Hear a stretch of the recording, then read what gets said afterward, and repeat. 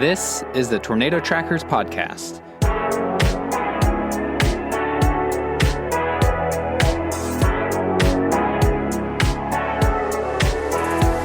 The Tornado Trackers are storm chasers Jeremy Heyman, Jeff Mangum, and me, Gabe Cox.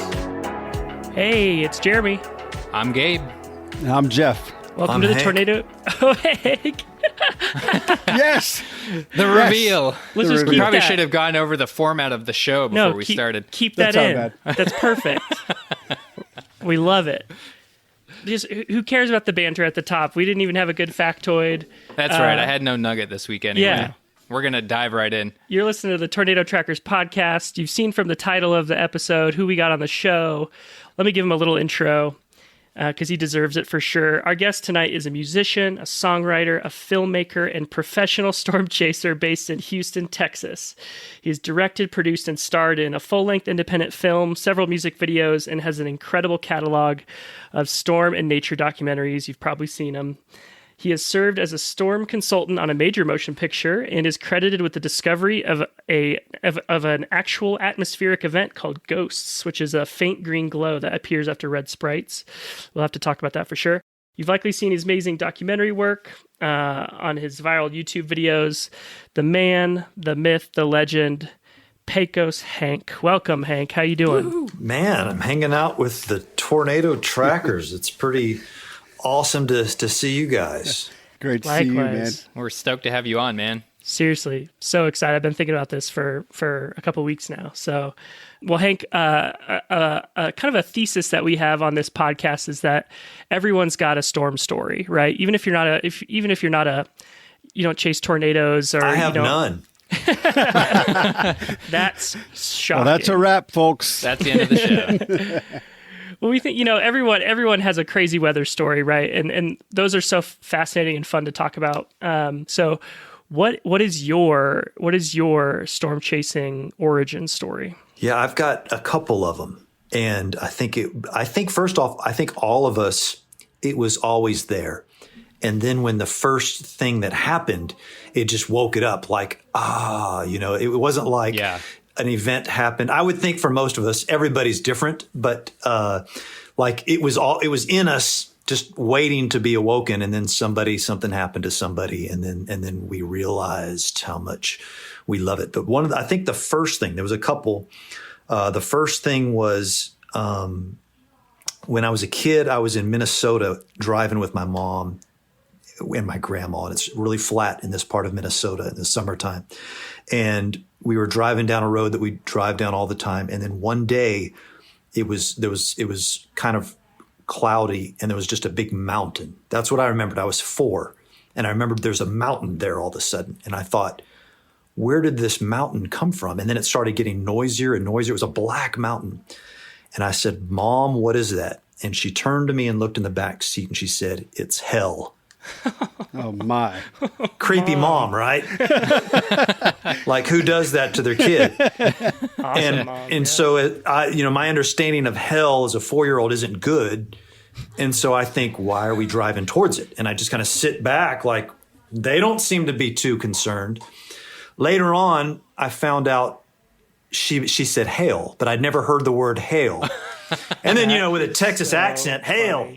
Hail and hail. It's kind of, even though she's from Minnesota, she doesn't have the accent. But Amazing. so moving forward, we go to see the movie Fantasia. Everybody's seen Fantasia, the Walt Disney classic. And there's a scene where the devil opens up its wings and it's the devil. And then, Night on Bald Mountain, dun, dun, dun, dun, dun, dun. And I thought, that's it. That's what I saw. I've seen that. And so I believed that I saw the devil when I was a kid, and I would lie awake at night thinking, and so it was a storm we were in, it was hailing, it was loud, and I was probably just seeing a mesocyclone, an updraft, or just something that my brain, maybe just who knows what it was, a dark cloud. And so there was that.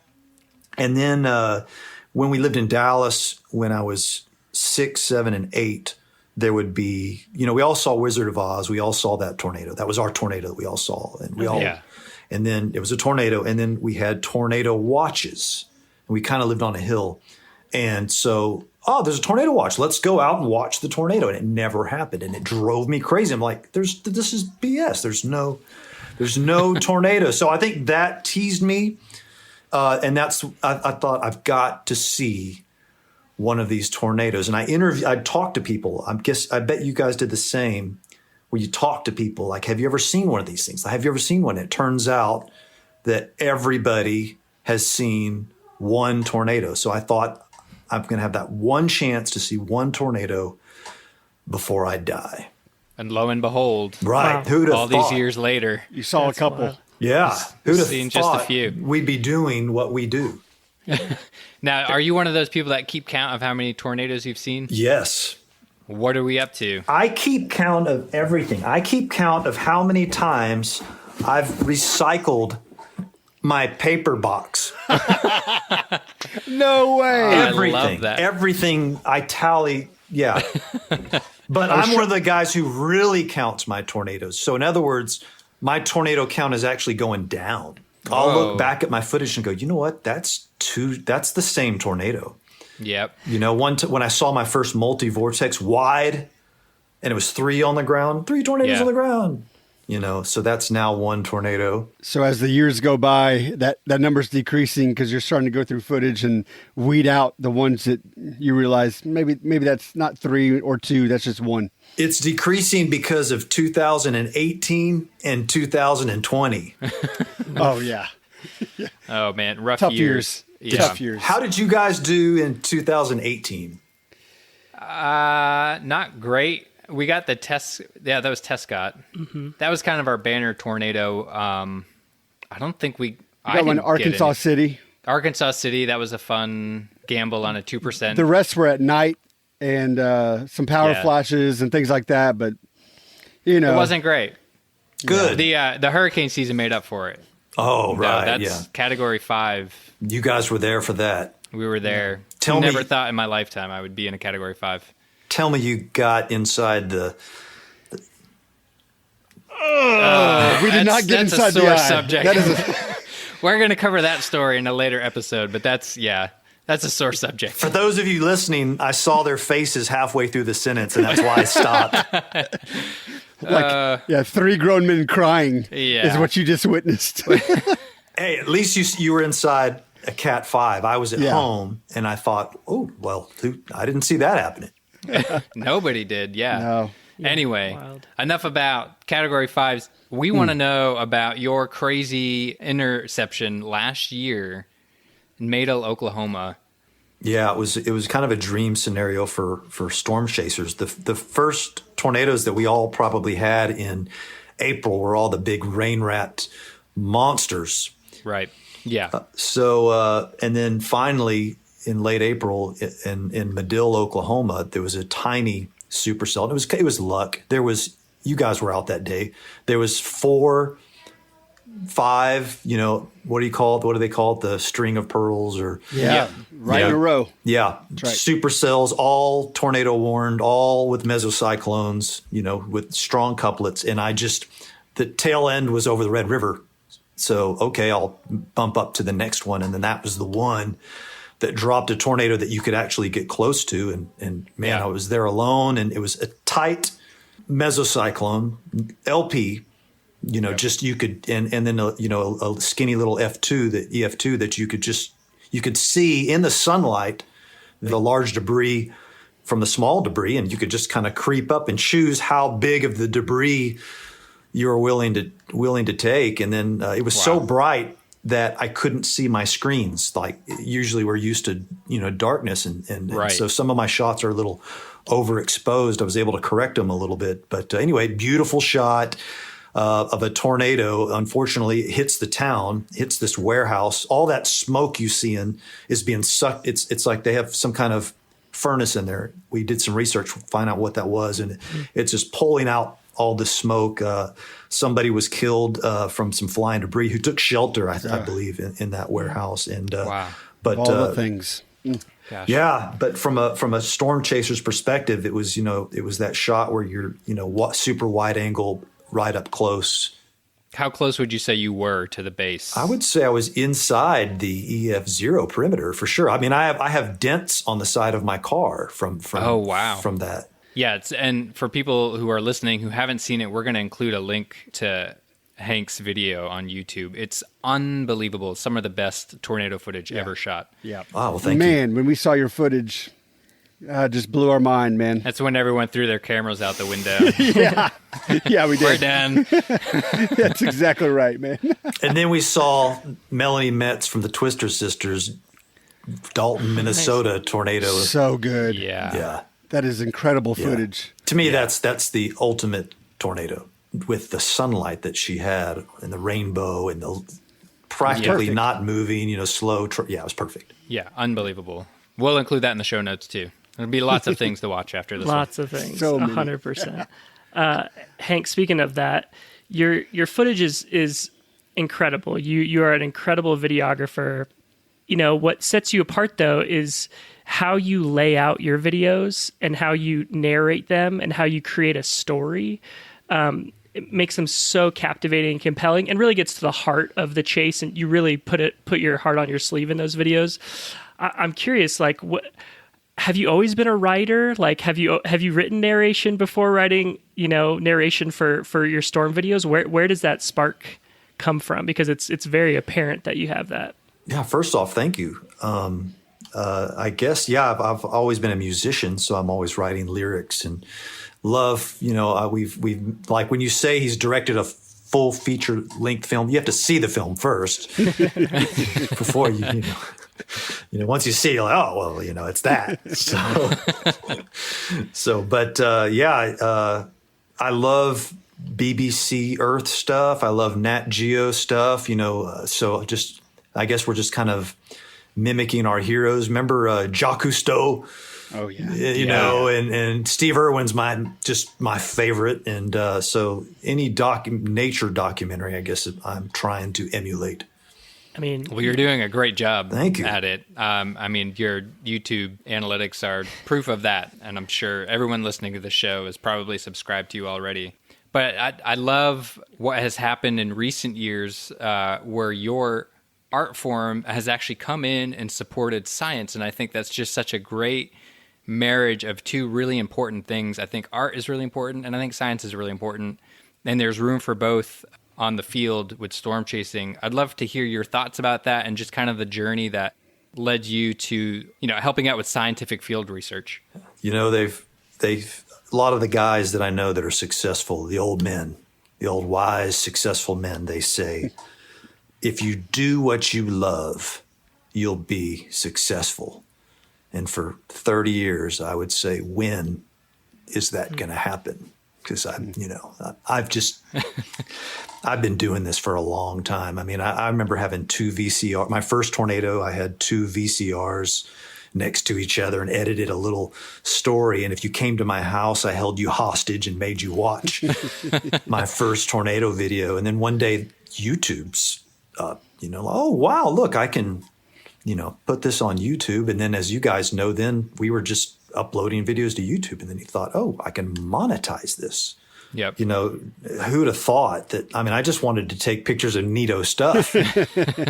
That was my objective. Yeah. And I just, let's neato shoot picture.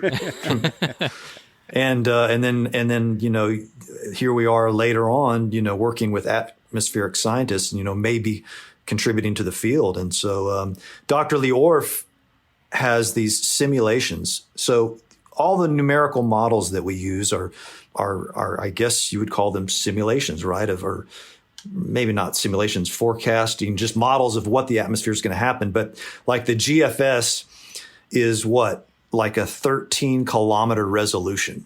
So imagine you're looking at a TV and each pixel is 13 kilometers. It's going to have to be a really big TV, So what Dr. Lee Orff does is he creates a supercell or a weather model at 30-meter resolution, 20-meter resolution, and at 10-meter resolution. So he puts a sounding into a cloud model, hits go.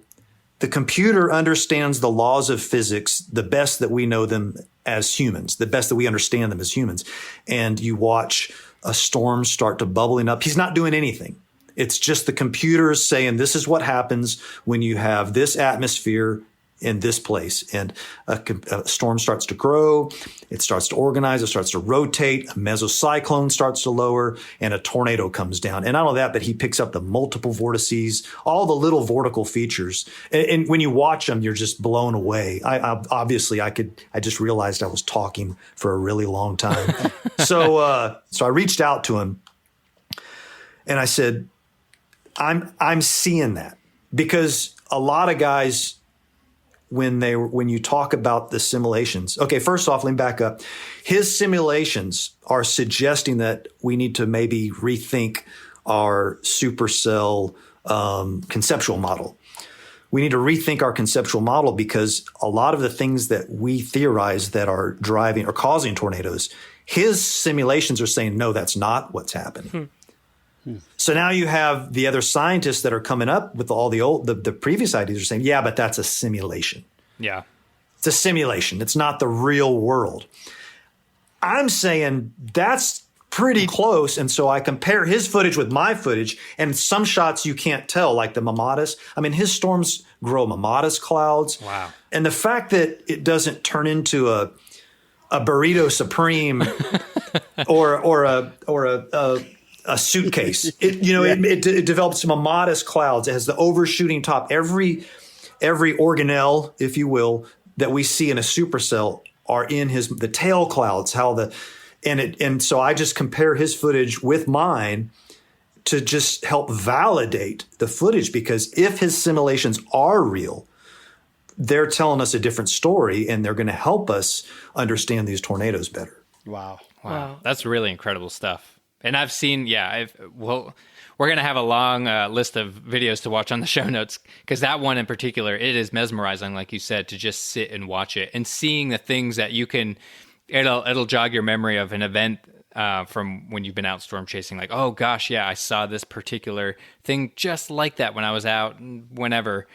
So it's really, if you have any stable time lapse or just long, stable, locked off shots, like that look really, send it to him. Okay. It helps him out. Yeah. But I think at this point, I think people are kind of going, okay, yeah, all right. It looks real. Right. Yeah. That's amazing. Gosh. I mean, I was watching this evening, just reminding myself of, like Gabe was saying, how you marry, scientific understanding and learning, and I would say teaching. Like, you're a great teacher. I was watching your video on sprites and the ghosts. Tell us, like, what was that like to discover a new atmospheric phenomenon? That's just got to be amazing. I'm still, wondering, from a scientific perspective, like, am I biased? Is somebody going to come yank the rug out from underneath me? And it turns out that it's, it's, I never dreamed. I used to tell people, it's like, in order to discover something nowadays on Earth, you pretty much got to stare at numbers on a computer for months. That's how you discover things now. If we went to a different planet, we could just lift a rock and discover something. I do know some people that do that in the Andes. They actually discover new bugs and stuff. Actually, Tracy Simon, one of the scientists that I chase with, has numerous discoveries, but I never thought I would be that guy. And it was just luck. And it's a bad beat. You know what a bad beat is in poker? Yeah. The guy with pocket aces loses because you flop the river turns and you get the random card you should. That's what happened. The guy who should have discovered that was Paul Smith, and or Scott Currens. These are the two guys who had been nailing sprites for years. And then I finally get some sprites, and like my second sprite storm produces something that nobody's ever seen before. So that was just luck. Wow, I didn't know that. That's wild background. That's incredible. Right place, right time. What is a sprite? Can you help kind of explain that for our listeners? Yeah, so a red sprite belongs to a category of upper atmospheric discharges. So kind of like lightning, but not. And we call them TLEs, which is just a kind of a generic name, transient luminous event. And there's all sorts of different TLEs that we're discovering. The first ones discovered were red sprites that were discovered by accident in 1989 by a guy who was just pointing his light-sensitive cameras at the sky. Let's back up. This is what's so cool is light sprites were actually predicted in the late 1800s, early 1900s by a physicist. You know, he's like doing all the calculations, you know, like we said, doing the math and saying, wait a minute, there's an imbalance here.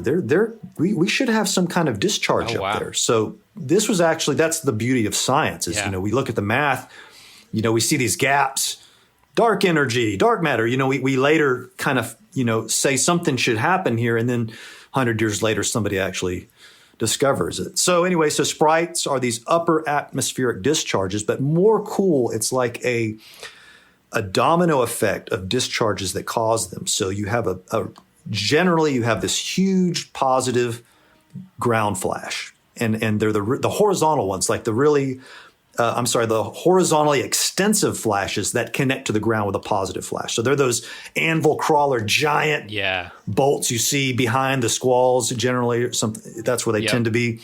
So that they're so powerful that they change. There's an abrupt change in charge at the top of the thunderstorm. And at the ionosphere, we generally have a charge. And so when that abrupt change happens, it triggers a second flash, which are these sprites. And then taking it down to the next domino, the sprite triggers what we've discovered, which is this little small aurora-like discharge. And we're calling them green ghosts right now.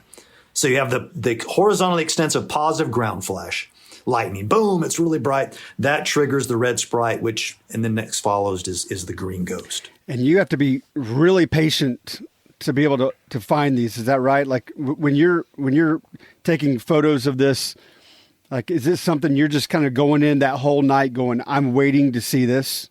Sometimes not, you know, sometimes that's the trick that I was doing is I was always quitting too early, and I would do it for 2, 4, 5, 10, 15 minutes and not see anything, go, I quit. But the guys that catch them are up, you know, all night long. They're not even watching their cameras.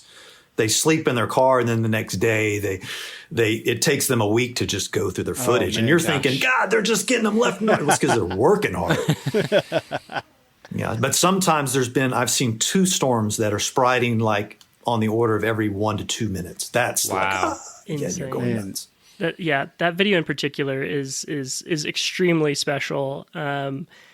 Watch something get discovered. Y'all go watch Hank's YouTube video.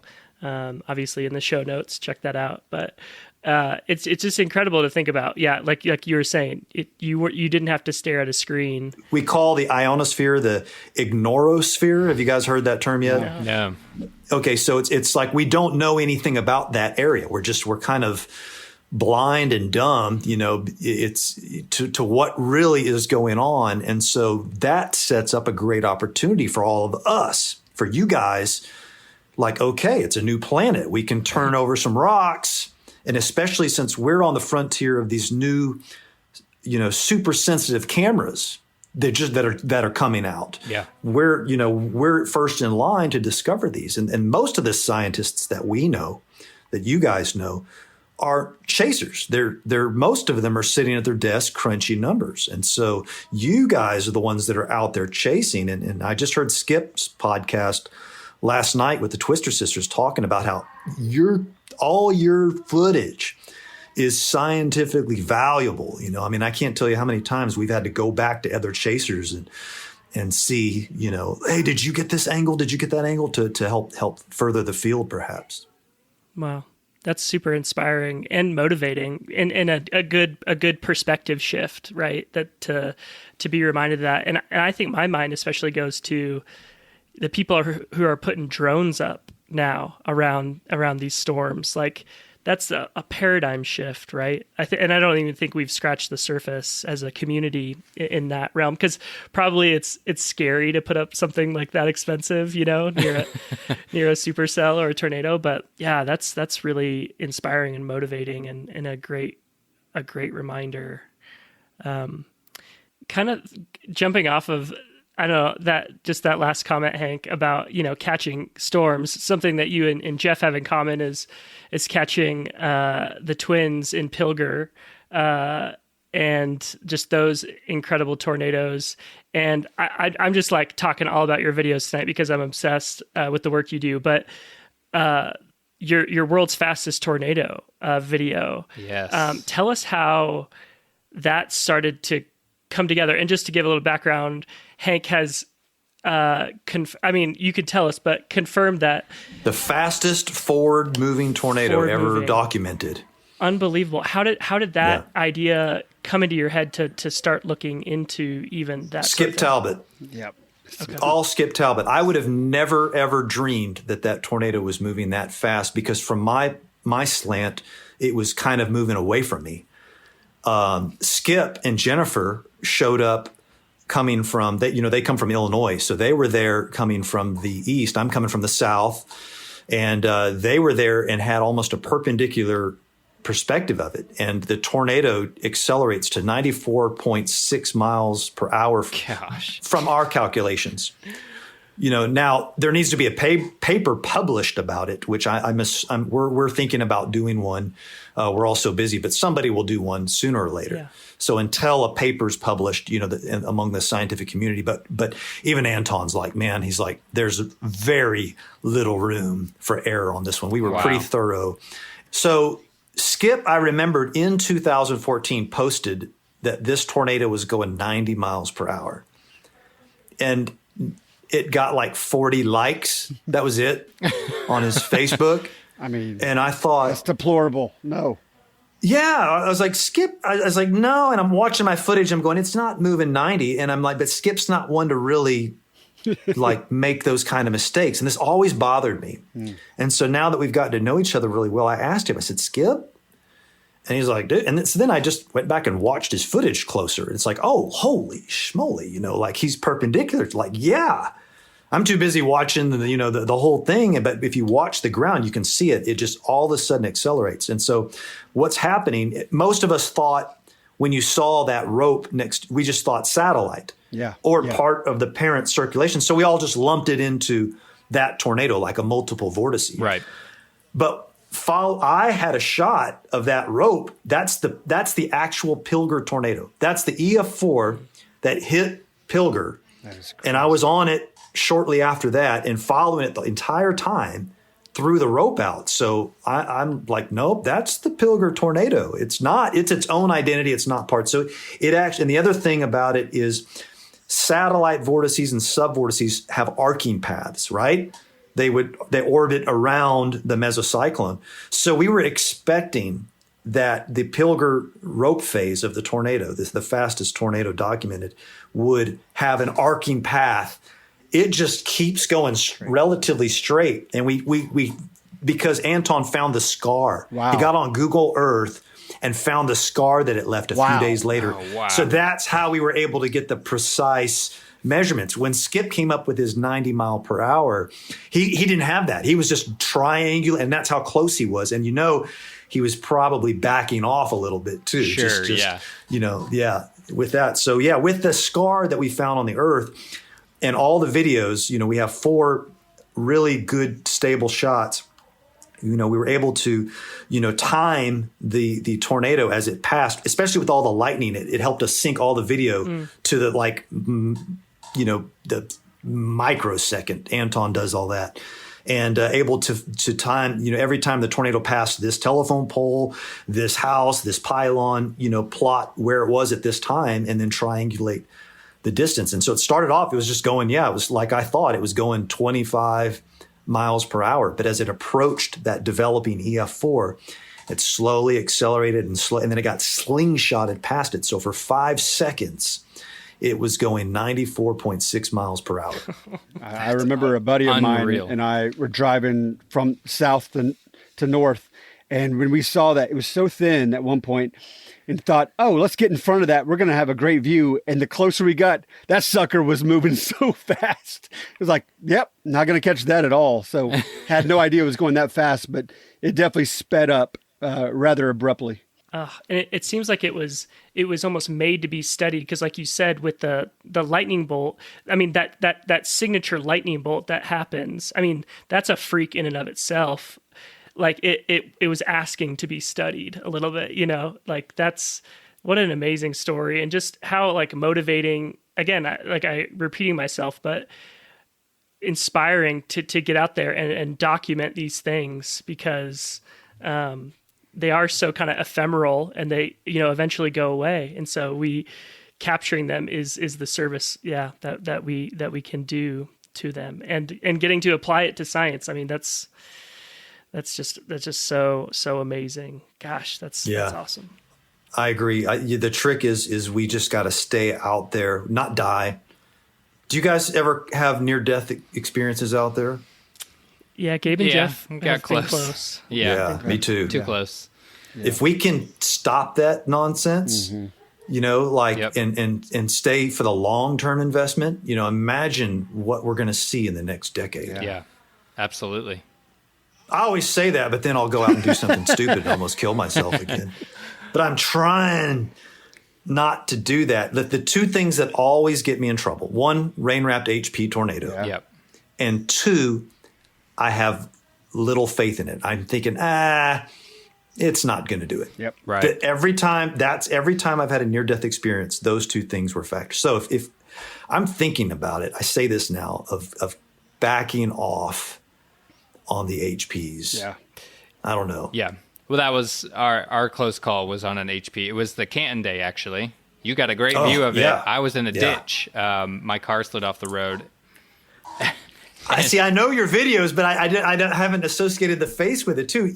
So you're the cool guy that's going, okay, I'm going to die. Let's just see it. Right? Was that? Yeah.